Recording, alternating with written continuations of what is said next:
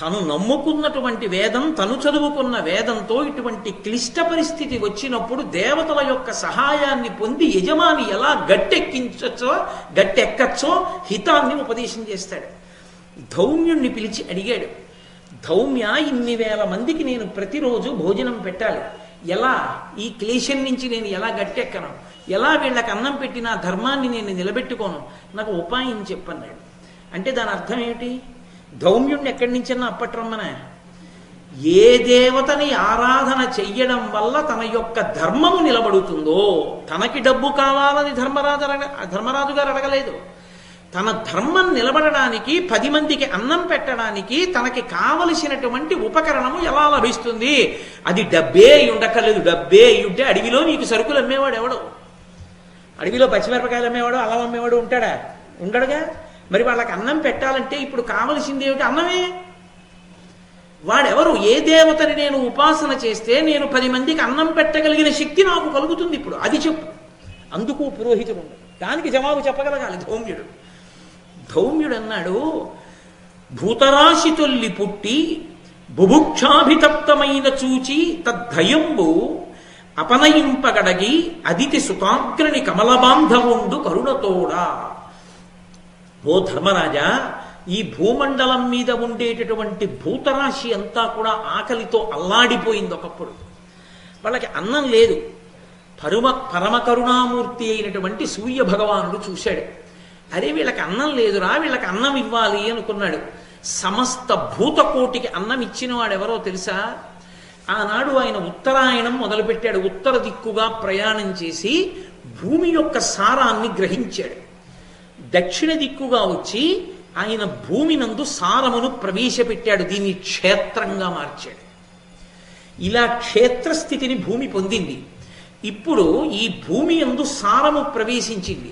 అప్పుడు చంద్రుడు ఓషధీ శక్తిని ప్రవేశపెట్టాడు ఆ భూమిలోంచి పండినటువంటి పంటకు. ఓషధీ శక్తి వలన ఏమైంది? ఈ భూమి యందు ధాన్యం పండితే ఆ ధాన్యానికి ఒక లక్షణం వచ్చింది.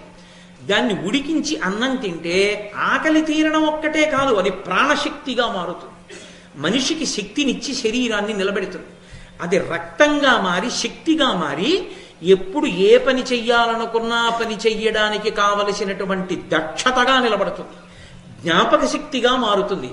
ఈ సమస్త భూతములు అన్న వికారములు అన్నం తినడం చేతనే ఇంతంత పెద్దవయ్యాయి. ఈ అన్నం ఎక్కడి నుంచి వచ్చింది అంటే ఆదిత్యుని యొక్క అనుగ్రహంగా వచ్చింది అన్నం. సమస్త భూతకోటికి అన్నము పెట్టేవాడు ఆదిత్యుడే. మీరు చూడండి, మనం ఆకుకూరలు తింటాం. ఆకుకూరలలోకి వెళ్ళేటటువంటి క్లోరోఫిల్, ఆ క్లోరోఫిల్ ఏర్పడడానికి కారణం సూర్యకిరణముల చేత, కిరణజన్య సంయోగ క్రియ చేత ఏర్పడుతుంది అని మనం చిన్నతనంలో నేర్చుకున్నాం కదా. దాన్ని మహాభారతంలో ధౌమ్యుడు ఈశ్వర కృపారూపంలో ఏనాడో ఆవిష్కరించాడు.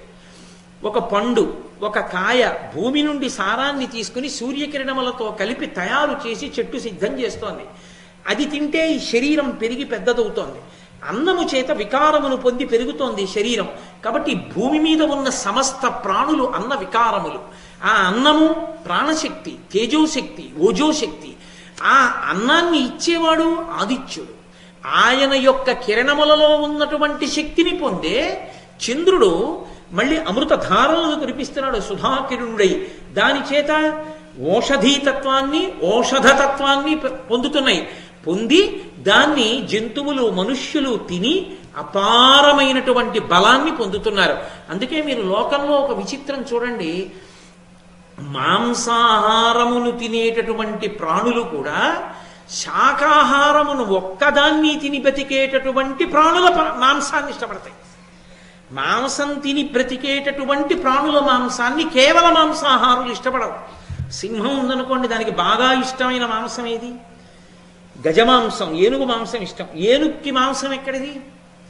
ఏనుగు కేవలం శాకాహారి. ఈ శాకాహారం అంతా ఎక్కడిది? ఆదిత్యుడి కృప. ఈ శాకాహారాన్ని తిన్నటువంటి ఏనుగు కన్నా బుద్ధి కలిగినది, అంతకన్నా పెద్ద ప్రాణి భూమండలంలో ఇంకోటి లేదు. అదే అంత పెద్ద ప్రాణి. అంత పెద్ద ప్రాణి అయినటువంటి శాకాహారి అయిన ఏనుగు మాంసాన్ని సింహం ఇష్టపడుతుంది తప్ప అంత గొప్ప సింహము వేరొక మాంసాహారి అయినటువంటి జంతువు యొక్క మాంసాన్ని ఇష్టపడదు. అసలు శాకాహారానికి ఉన్న గొప్పతనం అటువంటిది, దానికి ఉన్నటువంటి బుద్ధి శక్తి అటువంటిది. అందుకే పరమేశ్వరుడు కొన్ని కొన్ని జీర్ణావయవములకు మాత్రమే మాంసాన్ని జీర్ణం చేసుకోగలిగిన శక్తిని ఇచ్చాడు. కొన్ని కొన్ని ప్రాణులకు మాంసాన్ని జీర్ణం చేసుకోగలిగినటువంటి శక్తి ఇవ్వలేదు. కాబట్టి ఆ ప్రాణులు మాంసాహారాన్ని తీసుకోవు, శాకాహారాన్ని మాత్రమే తీసుకుంటాయి. పరమ యథార్థం చెప్పాలంటే మనుష్యుడు కూడా సాధ్యమైనంత వరకు శాకాహారిగానే బ్రతకాలి, మాంసాహారాన్ని త్యజించాలి. ఎందుకో తెలుసా? యథాశాస్త్రంగా మాట్లాడాలి అంటే కలియుగంలో మనుష్య ఉపాధి మాంసాహారాన్ని జీర్ణం చేసుకోవడానికి ఉపయుక్తమైన స్థితిని పొంది ఉండలేదు. కాబట్టి ఆరోగ్యవంతమైన శరీరము శాకాహారము చేతనే ఏర్పడుతుంది, ప్రత్యేకించి కలియుగంలో. ఇందుచేత ధర్మం ఇక్కడ వేరు. అందుకని ఇక్కడ క్షాత్రధర్మము యుద్ధం చేసి రక్షించవలసిన అవసరాలేం లేవు. కాబట్టి ఇటువంటి సూర్య భగవానుణ్ణి నువ్వు ఆరాధిస్తే అదితి సుతాగ్రణి, అదితి యొక్క కుమారులలో అగ్రగణ్యుడైనటువంటి సూర్య భగవానుడు కమలబాంధవుడు, ఆయన కరుణతోడ సమస్త ప్రాణులను పోషించినవాడు కనుక ఆయన అనుగ్రహాన్ని పొందినట్లయితే నువ్వు కూడా ఇన్ని వేల మంది బ్రాహ్మణుల్ని అరణ్యవాస సమయమునందు పోషించగలవు అని ఆ సూర్యుని యొక్క గొప్పతనం ఏమిటో చెప్తున్నాడు ధౌమ్యుడు. ఆయన వారిరుహమిత్రుడు, అమరోరగ మునిద్యుచర మునిద్యుడు, చరచారణ గణ ప్రణుత చారు గుణుండు, లోకాధారు, అఖిల శృతి శరీరు, హరిశంకర సరోరుహ భవ ప్రతిము, దారుణతమిశ్రామారణ మరీచి పరిపూరిత దిగంతరుని, భూరి కరుణా నిరతు, సూరుని, త్రిజగద్రక్షారతు, సహస్ర కరు, కోరి భజింపుము, మనోరథ ఫలంబులగు భూరమణ నీకున్. నీ మనోరథం ఈడేరాలంటే, కొన్ని వేల మంది బ్రాహ్మణులకు ప్రతిరోజు నువ్వు అన్నం పెట్టగలగాలంటే వారిరుహమిత్రుడైన ఆయన కమలబాంధవుడు, అటువంటి పద్మబాంధవుడైనటువంటి ఆ సూర్య భగవానుడి యొక్క కిరణములు తగిలినంత మాత్రం చేత పద్మములు విచ్చుకుంటాయి. ఆయన చైతన్యమునివ్వగలిగిన వాడు. అందుకే తిక్కన గారు మహాభారతంలో విరాట పర్వంలో ఒక మాట అంటారు, ఆయన సమాజ హృదయ కరపుట సరోజములకు ముకుళనంబును జృంభణంబును నర్చి భానుబింబంబు పూర్వాద్రిపై విలింగే అన్నారు. ఆయన కనపడేటప్పటికీ మనుష్యుల యొక్క చేతులు ఇలా ముడుచుకుంటాయి, హృదయ సరోజములు విచ్చుకుంటాయి, చైతన్యాన్ని నింపుతుంది సూర్యబింబం, దానికి ఆ శక్తి ఉంది. వారిరుహమిత్రుడు ఆయన అమరోరగ మునిద్యు చర చారణ గణ ప్రణుత చారణుడు, చారుగుణుడు. ఆయన దేవతల చేత, పాముల చేత, సమస్తమైనటువంటి చారణ గణముల చేత నిరంతరము పూజింపబడుతుంటాడు. లోకాధారు, ఈ లోకమునకంతటికి ఆధారమైన వాడు ఆయనే. కాలము నడుస్తోందన్నా, ఋతువులు ఏర్పడుతున్నాయన్నా, రాత్రింబవళ్ళు ఏర్పడుతున్నాయన్నా ఆయన అనుగ్రహం. అఖిల శృతి శరీరం, వేదము శరీరముగా కలిగినటువంటి వాడు. హరి శంకర సరోరుహ భవ ప్రతిము, బ్రహ్మగారు విష్ణువు శివుడు మూడు కలిపి ఒక ముద్ద అయితే ఆ ముద్ద యొక్క పేరే సూర్యుడు. దారుణతమిశ్రామారణ మరీచి పరిపూరిత దిగంతరుడు, కటిక చీకట్లతో ఈ ప్రపంచమంతా నిండిపోయి ఎక్కడ ఏదుందో తెలియనటువంటి సందర్భంలో ఆయన ఇలా ఉదయించగానే చీకట్లనన్నిటినీ ఛేదించి సమస్త ప్రపంచము భాషించేటట్టుగా చేయగలిగినటువంటి వాడు. మీరు నిజంగా ఈ మాటకి అందం ఏమిటో అనుభవించాలి అంటే సముద్రపుటొడ్డున సూర్యోదయం చూడాలి. ప్రత్యేకించి ఆ గ్రీష్మ ఋతువు మొదలైనటువంటి వాటిల్లో, వసంత ఋతువు వాటిల్లో, ఏ విశాఖపట్నం ఉపన్యాసాలకి వెళ్ళినప్పుడు నేను ఒక రోజు వెళ్ళి సముద్రపుటొడ్డున కూర్చుంటూ ఉంటాను తెల్లవారుజామున. ఆ సముద్రంలో మబ్బులు ఉండవు అప్పుడు, అడ్డం కటిక చీకటి కింద ఉంటుంది, ఏమీ కనపడదు. అటువంటి కటిక చీకట్లో సముద్రంలోంచి ఒక ఎర్రటి కాంతి పైకి బయలుదేరుతుంది. ఒక చిన్న గీతలాగా ప్రారంభం అవుతుంది. అది ఇలా కొద్దిగా పైకొస్తుంటే సముద్రం అంతా అడ్డంగా ఎర్రటి తివాచీ పరిచినట్లు వస్తుంది. వచ్చి తూర్పు నుంచి పశ్చిమ దిక్కు వరకు పడుతుంది. నాకు చాలా ఆశ్చర్యంగా ఉండేది, ఆ కటిక చీకట్లో పక్కనే ఉన్న డాల్ఫిన్స్ నోస్ అన్న పర్వతం మీద, కొండ మీద లైట్ హౌస్ తిరుగుతూ ఉంటుంది. ఆ చీకట్లో తిరుగుతున్న లైట్ హౌస్ బాగా కనబడుతూ ఉంటుంది. సూర్యోదయం అవుతూ ఉంటుంది. ఈ తిరుగుతున్న లైట్ హౌస్ వెలవెలబోతుంది. ఇక దాని కాంతి కనపడదు. కనపడకుండా ఎరుపు కాంతి ప్రపంచాన్నంతటినీ ఆవరించి ఎర్రటి కాగితాన్ని అడ్డుపెట్టి చూస్తే అన్ని ఎర్రగా కనపడ్డట్టు ఒక పలచటి ఎర్రటి పరదా కప్పారా అన్నట్టుగా ప్రపంచమంతా ఎరుపుతనంలో మునిగిపోతుంది. మెల్లిగా బింబం పైకొస్తుంది, ఎర్రటి బింబం. ఏదో ఇనబింబమనిపించు మా తల్లి కుంకుమకు నీరాజనం అన్నట్లు ఆ గహరాన కనిపించు ఇనబింబమనిపించు మా తల్లి కుంకుమకు నీరాజనం అంటారే, అలా ఆ అమ్మ ఆ పరదేవత పెట్టుకున్న కుంకుమ బొట్టు ఎలా ఉంటుందో అలా వస్తుంది ఎర్రగా. అరుణారుణ కాంతులతో ప్రపంచం నిండిపోతుంది. కొద్ది క్షణాలుండి నారింజ పండు రంగులోకి తిరిగిపోతుంది. ఆ నారింజ పండు రంగు దాటిందా ఇక మీరు ఆయన దుర్నిరీక్షుడు. ఇక మాంసనేత్రాన్ని ఇలా విప్పి చూడటం కుదరదు, మారిపోతుంది అంతే రంగు. చిత్రం ఏమిటంటే ఆ ఎర్రటి బింబం ప్రారంభమైన దగ్గర నుంచి నారింజ రంగు దాటే పర్యంతానికి సరిపోతుంది ఆదిత్య హృదయం. ఖచ్చితంగా ఆదిత్య హృదయం పూర్తయిపోతుంది, ఆయన నారింజ రంగు వదిలేస్తాడు. ఎంత లెక్క కట్టి ఇచ్చాడో మహానుభావుడు వాల్మీకి మహర్షి ఆదిత్య హృదయాన్ని అనిపిస్తుంది. ఆ సముద్రపుటొడ్డున కూర్చుని అసలు ఆ సూర్య భగవానుని యొక్క వైభవం ఏమిటో చూడాలి. ఆయన ప్రకాశిస్తుంటే సూర్యోదయం అవుతుంటే అంత గొప్పగా ఉంటుంది.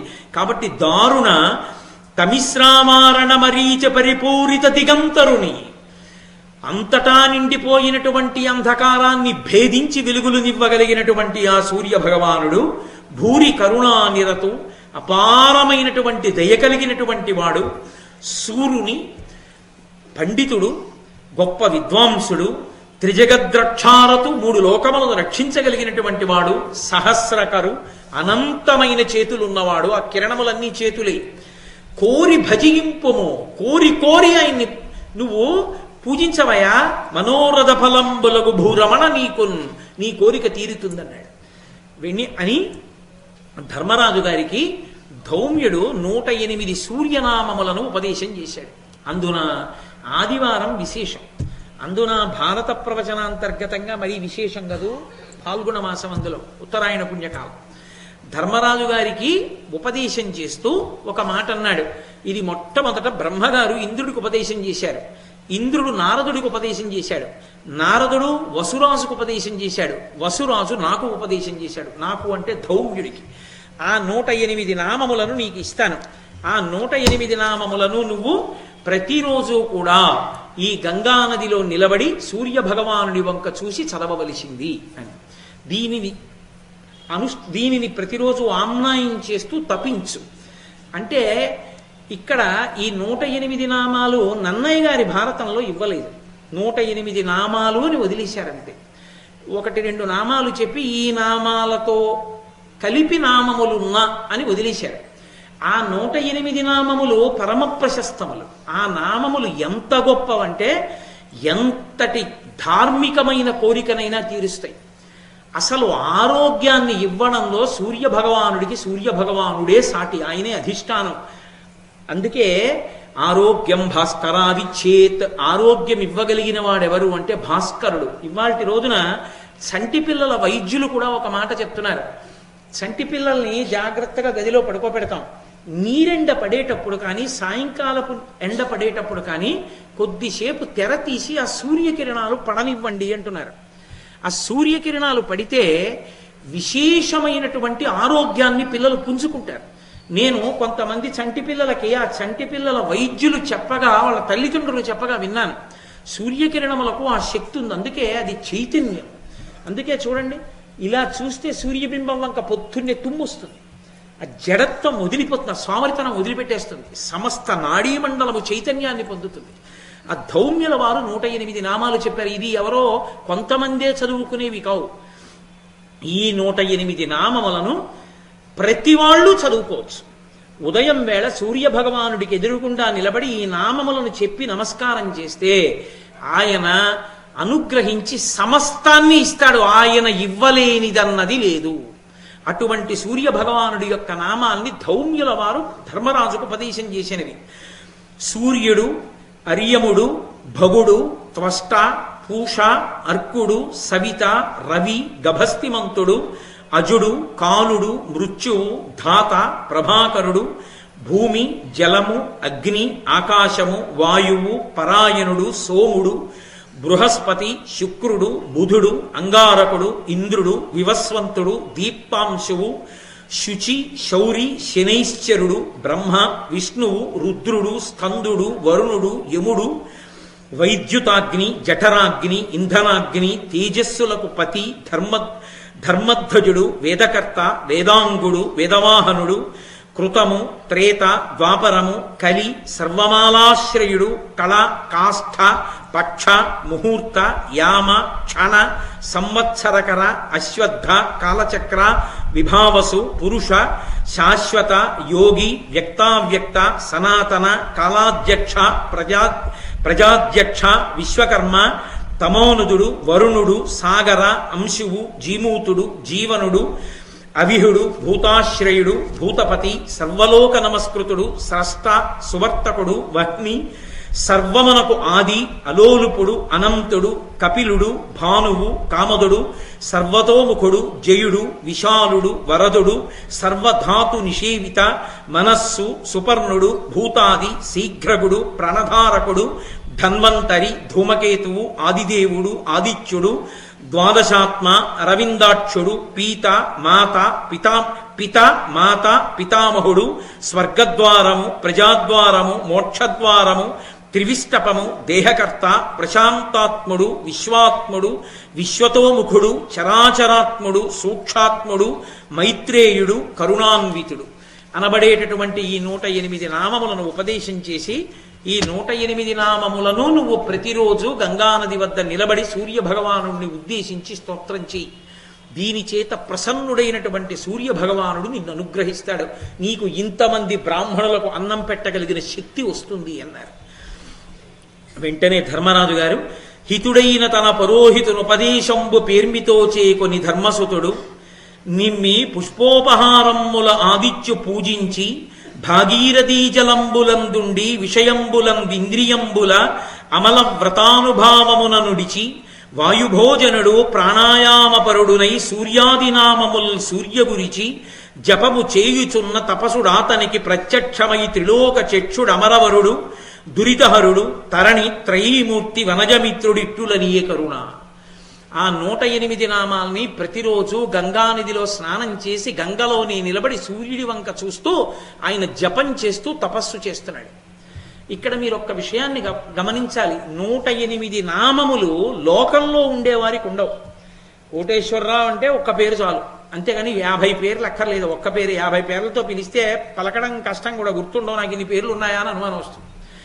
కానీ పరమేశ్వరుడికి సహస్రనామావళి ఉంటుంది. 1000 నామాలు, 1000 కాదు, అనంతం. ఎందుకని అంటే అవి ఆయన్ని పిలవడానికి పేర్లు కావు, ఆయన యొక్క గుణములను ప్రకాశింపచేస్తాయి. అందుకే నామములను చదివేటప్పుడు ఏదో ఒక నామం దగ్గర ఆగిపోవాలి మనస్సు. అంటే అబ్బా ఇంత గొప్పవాడు కదా అన్న భావన లోపల పెరగాలి. ఆయన తపస్సు చేశాడు అన్న మాటకు అర్థం అది. ఆయన గంగానదీ జలాలలో నిలబడి సూర్య భగవానుడి వంక చూసి 108 నామములు చదువుతున్నాడంటే ఒక్కొక్క నామం చదివేటప్పుడు ఆ నామం యొక్క అర్థాన్ని తెలుసుకుని ధౌమ్యుని వలన ఎరిగి సుస్పష్టంగా చక్కగా వాటిని ఉచ్చరిస్తూ లోపల పరవశమైపోతున్న హృదయంతో ఆ సూర్యనామములను అలా పలుకుతూ గంగానదిలో నిలబడి జితేంద్రియుడై ప్రాణాయామం చేసి వాయువుని ఆహారంగా తీసుకుంటూ ధర్మరాజు గారు సూర్యోపాసన చేశాడు. సంతోషించినటువంటి సూర్య భగవానుడు ప్రత్యక్షమై సూర్యమండలం నుంచి కదిలి వచ్చాడు. వచ్చి, ఓయ్ ధర్మరాజా, నీ యొక్క జపానికి తపస్సుకి మెచ్చుకున్నాను, నీ ఏకాగ్ర దృష్టికి భక్తికి సంతోషించాను. నీకు ఈ తామ్రపాత్రను ఇస్తున్నాను, రాగి పాత్ర. ఇది ద్రౌపదీదేవి వంట చేసినప్పుడు ఆమె వంటని ఇందులో పెడుతుంది, అక్షయమవుతుంది. ఆ వంట ఎప్పుడు తరిగిపోతుంది అంటే చిట్ట చివర ద్రౌపదీదేవి భోజనం పూర్తయిపోయిన తరువాత ఇక ఇందులో, అంటే నేను సంస్కృత భారతాన్ని తెలుగు భారతాన్ని కలిపి చెప్తున్నాను. ఇక ద్రౌపదీదేవి భోజనం అయిపోయిందా, ఇక అందులో అక్షయమవుదు, కొత్తగా పుట్టదు. ద్రౌపదీదేవి భోజనం అయిపోయే పర్యంతము అందులోంచి ఎంత మంది వచ్చినా వస్తూనే ఉంటుంది ఆహారం. ద్రౌపదీదేవి వండింది అందులో పెడితే అది అలా అక్షయంగా పుడుతూనే ఉంటుంది. ఏదో అడవిలో దొరికిన 4 దుంపలు తీసుకొచ్చి కూర వండింది అనుకోండి, ఆ కూర అక్షయం అవుతుంది. అందులో 4 పళ్ళు ఎట్టిందనుకోండి అక్షయం అవుతాయి పళ్ళు. కాస్త తేనె పోసిందనుకోండి అక్షయం అవుతుంది తేనె. అన్నం ఇంత వండి అందులో వేసిందనుకోండి అక్షయం అవుతుంది అన్నం.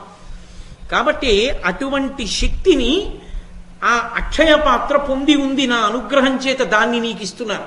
ఏమి ద్రౌపదీదేవితో ఎందుకు ముడివేయాలి? ఆయన ధర్మరాజు కదూ, ఇంటి ఇల్లాలికి ఒక లక్షణం ఉంటుంది. తన భర్తలు తిన్న తర్వాత, ద్రౌపదీదేవి విషయంలో లౌకికంగా భర్త తిన్న తర్వాత, తన భర్తలు తిన్న తర్వాత ఇంటికి వచ్చినటువంటి అతిథులందరి భోజనం పూర్తయిపోయిన తర్వాత, ఇక అతిథులు వచ్చేటటువంటి అవకాశం లేదు, వేళ దాటిపోయిందన్న తర్వాత అప్పుడు ఆమె భుజిస్తుంది. ఆమె భుజించింది అంటే ఇంకా ఆ రోజుకి భోజనాలు పెట్టవలసిన అవసరం పూర్తి అయిపోయింది. అప్పుడు అక్షయ పాత్ర ఇంకా కొత్తగా ఇవ్వదు. అందుకే దుర్వాసో మహర్షులు అప్పుడు పంపించాడు దుర్యోధనుడు వాళ్ళని ఇబ్బంది పెట్టాలని. కాబట్టి అంత శక్తి కలిగినటువంటి తామ్ర పాత్రని, అక్షయ పాత్రని నీకు బహూకరిస్తున్నాను. దీనితో నువ్వు ఈ 1000 మంది బ్రాహ్మణులకి అన్నం పెడుతూ నేను పెట్టలేకపోతున్నానన్న బాధ నుంచి వినిర్ముక్తుడవు కా అన్నాడు. సూర్య భగవానుడి అనుగ్రహంతో మహానుభావుడైనటువంటి ధర్మరాజు ఇన్ని వేల మంది బ్రాహ్మణులకి అన్నం పెడుతూ సంతోషంగా కాలం గడిపేస్తున్నాడు.